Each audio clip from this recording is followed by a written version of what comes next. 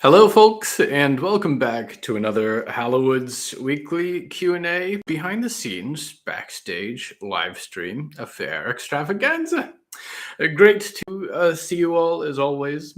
Thank you for not only tuning into the show, but occasionally showing up to little behind the scenes content like this as well. So, for those of you who are watching in the current present time stream, you can click over to the YouTube side of things. I believe there's a chat in there. I will be scanning it for questions throughout. And once I'm through the little patron ask box, then I'll get to any questions or chatter that has been dropped in chat. If you are watching this in the future, as these recordings do live on, well, the ship has sailed on this one. But there will be other Q&As, no doubt, that you can submit questions to in advance on Patreon through the little patron ask box in the description for each of these videos. That said, yes, so it has been kind of our first returning week after a somewhat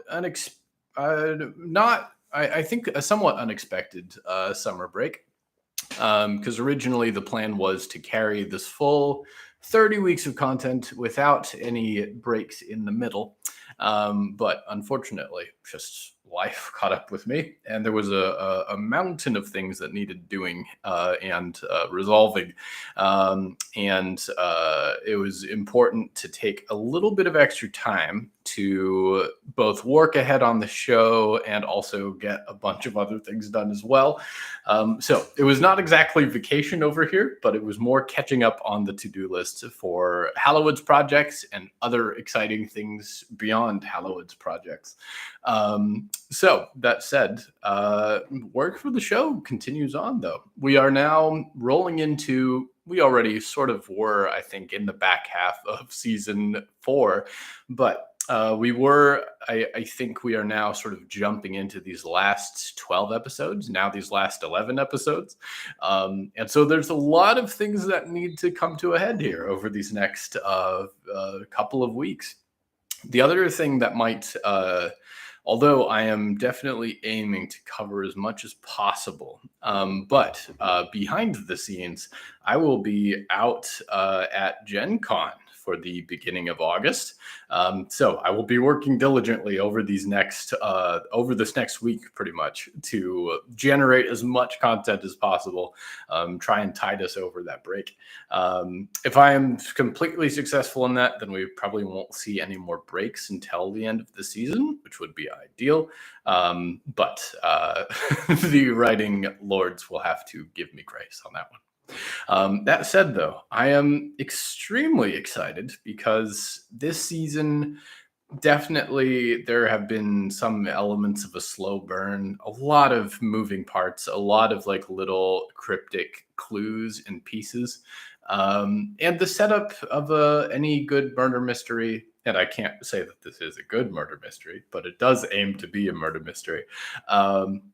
Certainly, there's a lot of fun to be had in the setup when you're still presenting the audience with sort of question marks and beginning to like put out all the pieces of information. But eventually things begin to come to a head and a real desperate sense kicks in as we get into the sort of hour of need for the mystery. And definitely we are rolling into that now as certain sort of pressures and antagonists and problems that we've established throughout the season all begin to sort of come to a head at once. So I cannot wait to dive into this sort of back end of the season and really begin sort of building towards our grand finale for season 4. That said, having taken a week's break does push our timeline forward a bit. What with there being, I think, 3 weeks between the end of this season and the hopeful beginning of the next season on Halloween. So we will stay posted. The worst case scenario would be that, our finale ends up as it did last year, falling on Halloween again. But it's quite possible that we'll just essentially be off the air for 3 weeks between seasons and then just jump right back in after that as well. And definitely that is a bit of the hope for this season. It is, I don't want to say that it's not a full season, but it is much shorter than any of the previous seasons. We're looking at 30 episodes instead of 44 or 48 episodes. And so it is, I think, a lot more narrow in scope, a lot more self contained. And that is one of the things that will be, I think, kind of unique to this season. That definitely, like, the change has shocked some listeners a little bit, because if you've listened to any Hello from the Hallowoods, you know that for the last 3 seasons, our scope is usually massive. We're looking at like some usually about 40 named characters, and almost as many of them like get POVs during the season. We are usually looking at a massive cast, and there's usually like many, sometimes as many as like 6 to 8, maybe more different plot lines going on at once. A little bit narrower in scope, I think, for seasons 2 and 3, but even so. So this format of really focusing on 5 or 6 people who are mostly caught up in each other's business outside of the Eastwind crew is definitely like a little bit of a change in the writing for this season.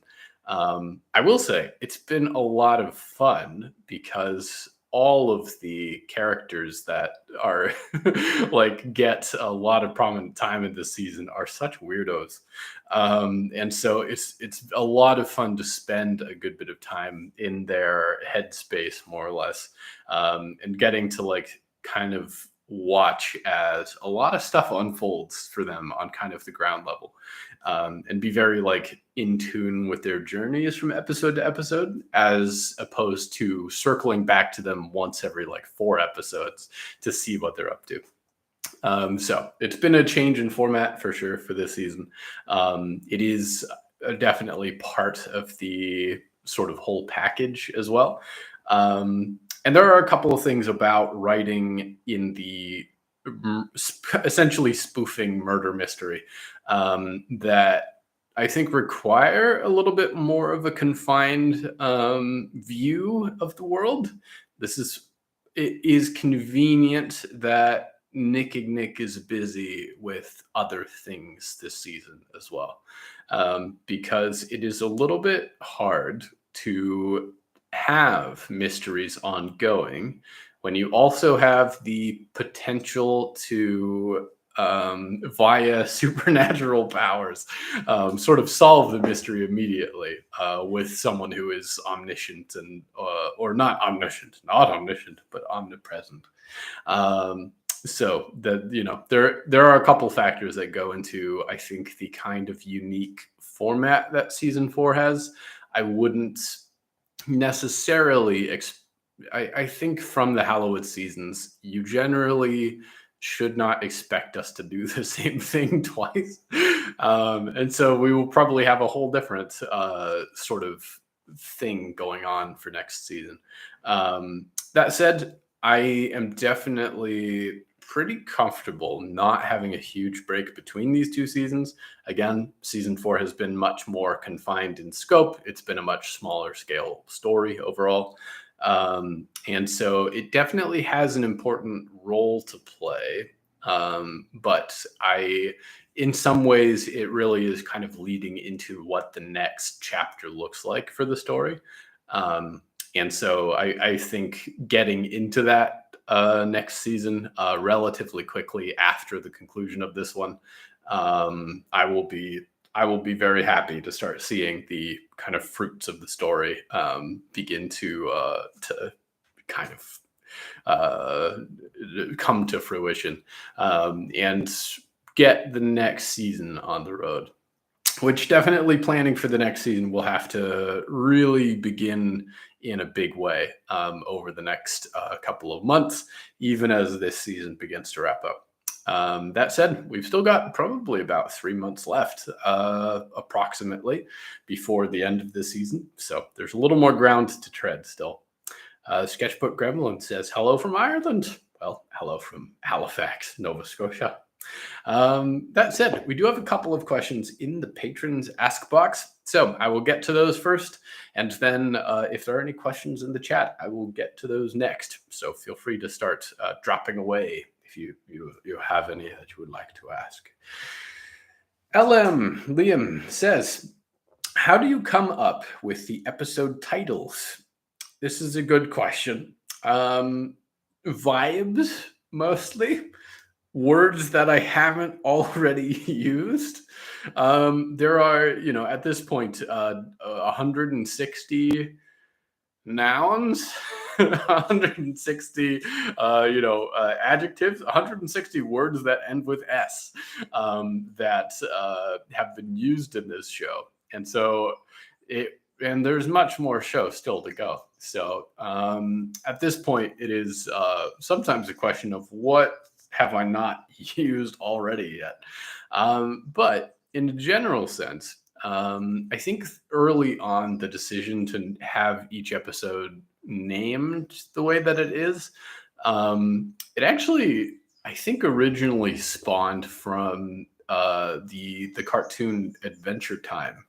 And I was thinking over to, they do a couple of episodes in that show, which are called Three Short Graybles, and they will usually be, or Five Short Graybles, I think. They will be tiny, like 1 or 2 minute episodes, all crammed into a single 10-minute episode. And at the end, a sort of strange little narrator from the distant future will reveal how all of the shorts that you just watched were tied together in some improbable way. And the theme throughout these Grable episodes is you're supposed to try and guess what the theme is as you watch. But the joke is that you can never possibly guess what the theme actually was going to be. So that said, I liked the idea coming into the Hallowoods of trying to have some sort of like narrative tie between each of the shorts, each of the perspectives that we like go through. And I think originally this almost acted as kind of the writing prompt for the episode. So in addition to trying to figure out, okay, the theme of this episode is keys, how can I interpret that and spin that in different ways? So I think in the episode Keys, it was like, okay, well, Jonah finds a key in his pocket that just has seemed to haunt him and his family, opens this cupboard door and falls into a nowhere space. And that was okay. That's one interpretation of key. The second is that Diggory finds a piano key, and that was sort of another way to spin it. And then the third is that, again, fairly literally, Riot has stolen a key from Solomon. And thus kind of kicks off a whole like increased campaign of terror in the Hallowoods. And she herself, maybe in some gratuitous metaphorical way, could be a key to what's going to come. So all of that said, it was like, okay, we can try to find some very literal ways to tie things in, but then also there especially for the first couple of seasons, there were all of these like interludes and monologues. And so having a like themed episode name also gave a lot of material to spin off, sort of right, train of thought, I guess. But to try and factor in like these things into the world itself. You won't find it every single time. It's not always reliable, but often when we're looking at the local events or cosmic event sections or the like end monologue, the outro monologue, all of those would usually start with the question of, okay, what is a way that I can sort of put another spin on the the sort of tie through of this episode. And in some ways, sometimes the theme even would make its way into Lady Ethel's marketing spiels, if I could find something relevant there. That became exceedingly useful to try and just give the episode some flavor and direct the sort of monologuing on Nick's part a little bit. And in some ways serve as a prompt to the world building. I think the episode Hearts, I think, if I'm remembering the name correctly, I think it's quite early on, like episode 7 or something like that. And there was this line that just jumped out from that prompt of like, would you like to see hearts in jars? And immediately like that grew into like the Museum of Broken Promises sort of local events segment.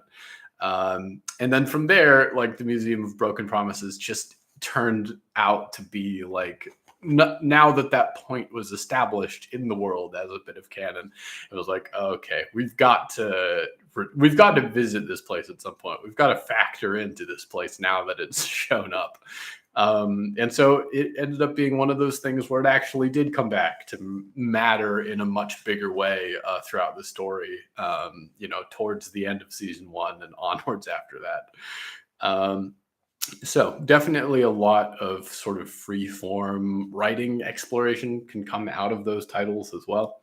When it comes to choosing the word for the episode itself, it tends to be, I'll tend to look at whatever important story beats there are. As at least at this point, I tend to have a pretty good idea of what each of those main 3 stories in the episode is going to look like. And then it's a matter of thinking, okay, what is a common theme or a common word that could sort of fit into each of these and sort of unite like what's going on in each one? What is the common ground between them? Where do they share something that can act as our through line? Now, we haven't gotten as many monologues and sort of ramblings from Nick as we usually do, unfortunately. So I think a lot of these titles for season 4 are going to be a little bit less crucial or a little bit less memorable, maybe. But, we are still keeping up the precedent for consistency. And I'm sure someday soon we'll be monologuing again if he makes it. So that said, we do have one more question in the Q&A ask box. Then I will get to any questions in the chat. So feel free to stick them in. Ashes says, we were wondering in our chat, all right, this is a spoiler for the most recent episode. I won't really clarify why or what, so you're probably okay. But it's asking about the physicality of the character's appearance. We were wondering in our chat, which direction is the violin/fiddle mask pointed? Is the neck facing up, down, to the side, etc., for visual artistic purposes? I usually don't like to add much clarification beyond what goes into the text, on the basis that then people start citing me outside of the show, and then fan artists who draw things in a way that's not consistent with that are upset, and it makes a mess. But I will say, as we'll probably get more expounding on it soon, the mask we are looking at is, I would think, really pieces of a splintered violin or cello. Well, not cello, violin or fiddle.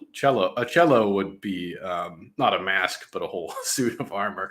So yeah, you're probably looking at kind of a condensed faceplate made out of these pieces. I think sort of an upside down orientation looks cooler. But they're probably angled just a little bit more than just strictly up and down, as you would see on the piece itself. So yes, I would use your artistic license. Feel free to doodle away. The important thing is that it looks cool when it's illustrated. And for a lot of these things, the mental picture is one thing, but how exactly it should look in canon will leave to the concept artists if we ever get a Netflix show or something. That said, I believe that wraps it up for our patron Ask Box Q&A questions. So I will chip into the chat. Beanie says, speaking of titles, did you mean to not use Dreams as a title yet? Or are you saving it for a special occasion? Yes. You will notice, like, for some important episode titles, we definitely are sitting on a few good ones so far. Just waiting for the day when an episode finally comes along that's really worth knocking it out of the park for on that one. And then there are some others that are much more like abstracts, I guess. The episode Windows comes to mind because there's a couple veiled references in that one, but none of them really have that much to do with Windows on first glance. But this being an episode that I think that had come about a little bit because at the time I was playing a character in a actual play, and the actual play was inspired by John Carpenter's The Thing. And in trying to figure out what, in watching The Thing, there's a character named Windows who has glasses. That's why they call him Windows. And Windows, the whole movie, does nothing except tell them that even though Windows' job as a radio specialist, the radio isn't working. That's all that Windows does. Oh, it's probably it's not working because of the storm, but it's not working because of the interference. I thought it would be very funny if a character was in that situation, but just using this as an excuse because they are not trained for the job they're qualified for.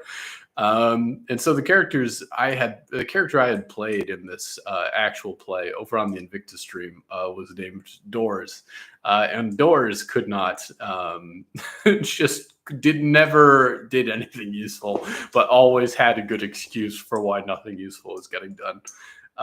So I had a lot of fondness for that character and the inspiration in John Carpenter's The Thing.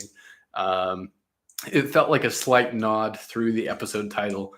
And I think there are windows being entered through by the sort of protagonist of that episode. It's a kind of a special format break episode, which came about in like a fevered haze at like 3 a.m. because I needed to get an episode out. The main one was not done. I could not get the like final plot line I needed to wrap up. And so I was like, okay, I've got to write something else. I have this idea. And 30 minutes later, just the whole episode had appeared. And it was like, okay, total risk, but we'll do it. And I think by the time I was done editing the audio on that episode, it was past the usual publication time by like 10 minutes. But I think that one went out in real time. It wasn't scheduled ahead. It was just hit publish. Anyways, yes, there are a couple of episode titles that are probably saved for useful things down the line. Dreams, probably one of them. It'll have to be a special episode when it finally comes out someday. Levi Landscapes says, wait, Hello from the Hallowoods format was inspired by Adventure Time. It all makes sense now. Yes, before getting into podcasting, I originally was planning to work in animation and try to be one of those Pendleton Ward, Rebecca Sugar type like show creators. I made pitches, I made pitch decks, I submitted shows to places like Frederator when they still took pitches. I'm not sure if they do now. And so I was really keen on that for a while. Eventually, and a lot of what I learned about writing, I learned through the specific use of writing for those kinds of serial, long-term, short episode shows. And I really enjoyed the world building that you see in Adventure Time and Steven Universe.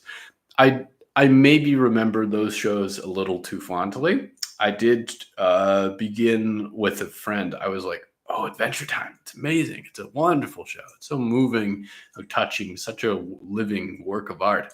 And then we began rewatching, and I was like, "We'll rewatch from the beginning. We'll start."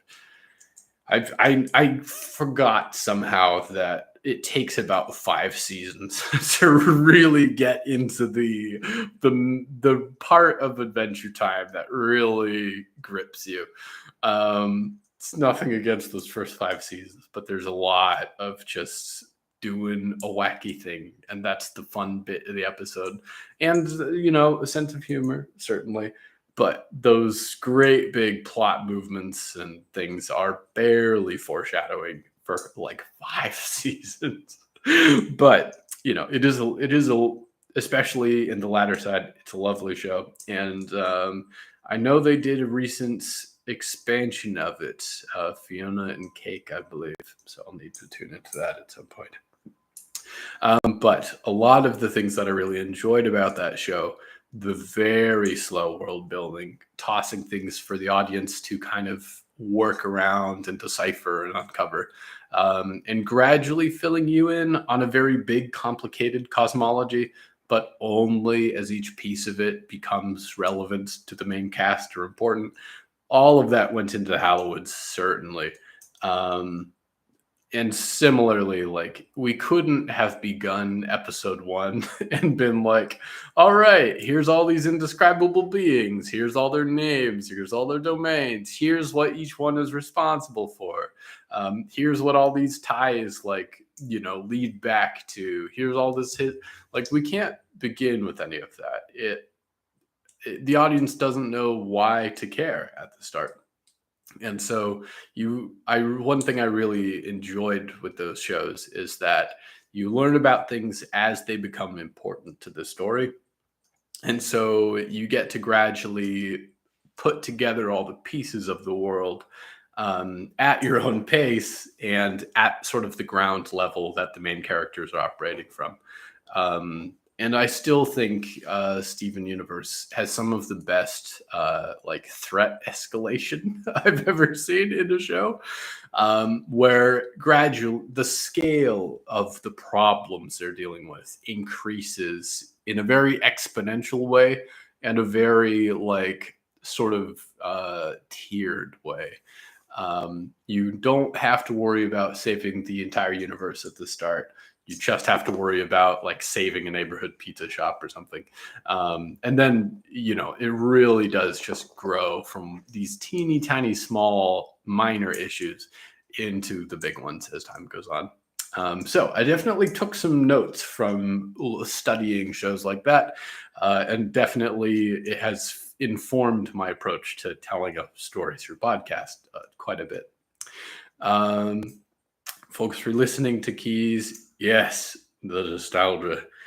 160 episodes later and some really weird content turns.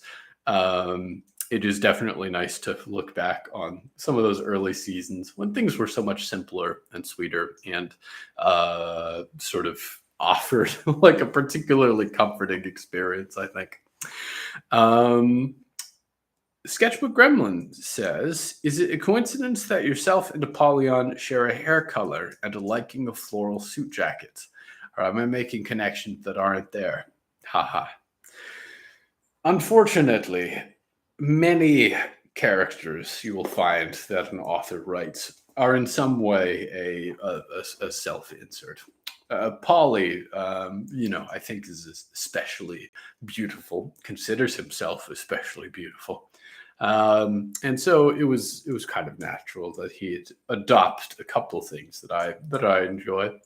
But I also wanted to give him, I think he was somewhat, I think more than a smidge of Polly's personality, his voice, his approach to things is informed by an Eladrin bard that I played in a D&D campaign as once upon a time. This is the thing also with storytellers. You're going to end up recycling characters, or even just recycling bits of characters as time goes on.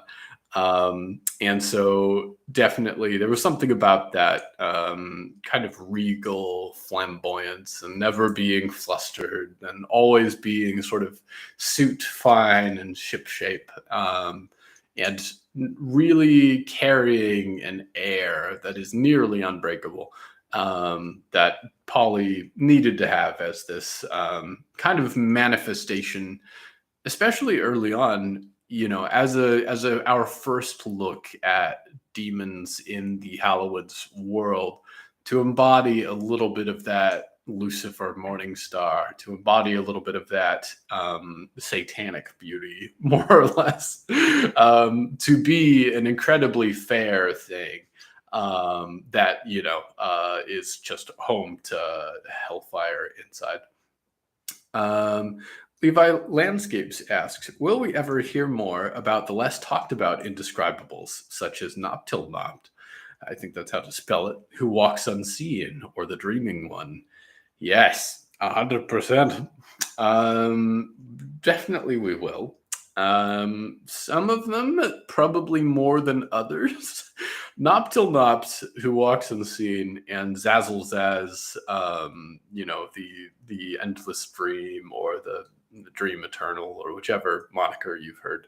I would say these two are mentioned multiple times. They're somewhat more prominent. They haven't shown up in the show close yet, but they do occupy a particular Zazzle Zaz dreaming all that is. That's it.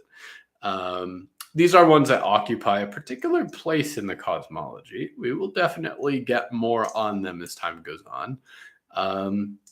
Especially, we'll see, the next season is going to put us into a very interesting place. And so I think we'll get the chance to start delving into a little bit more of who exactly sits on the Council of Heavens, and who are kind of the main players in this day and age. That said, there are some, I know there's probably 5 or 6 indescribables that I'm not sure if we'll ever touch on a little bit more. There's a monologue Nick goes on where he names like several dead ones, and not every single one that has gotten name dropped probably will ever make its way into the canon proper. But we definitely will delve a little bit more as we, I think, grow in scope for the show a little bit and begin to take a bigger look at what the current situation looks like. We've spent a lot of time investigating the cosmic politics of like years ago, of thousands of years ago. You know, star-crossed gods is all just about that. But we haven't gotten much word from what things are currently looking like, outside of like 1 or 2 appearances by Zizix. And for the most part, Nick hasn't expressed a lot of interest in it. So there's lots to explore if we can get out of this interrogation chamber. That said, I think that will probably bring us to the end of our Q&A for today. Thank you so much, everybody who submitted questions through the Ask box. Thank you so much to everyone who is cropping in chat today and dropping questions there as well. We will probably have another Q&A next weekend, and we will probably be off for another couple of weeks while I am away at Gen Con doing some cool stuff there. Not Hallowoods related stuff, I'm afraid, but cool stuff nonetheless. So that is probably all for today. I will catch you next time, and thank you so much for listening in, everybody. Toodles.